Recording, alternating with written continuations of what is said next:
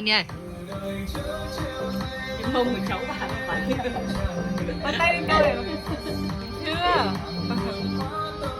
Cháu chạy. Phải tự tin. Để. Định. Anh à?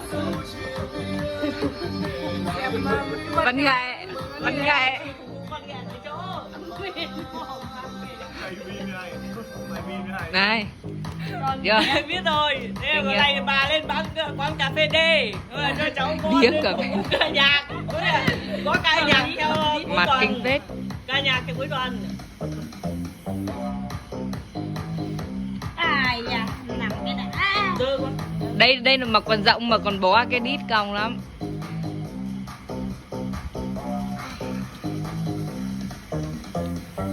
Đi đại lên nghe cái đã. Em nó đang hát. Anh nhìn rồi đã.